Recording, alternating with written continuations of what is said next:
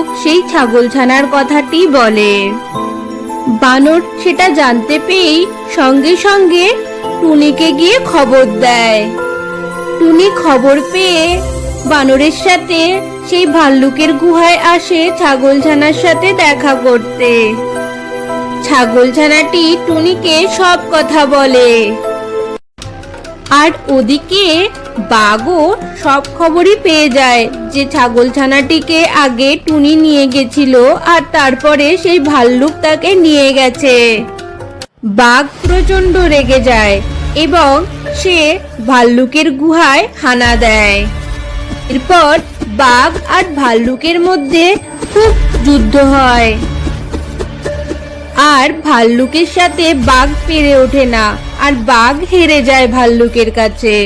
বাঘ আর ভাল্লুকের যখন যুদ্ধ হচ্ছিল সেই ফাঁকে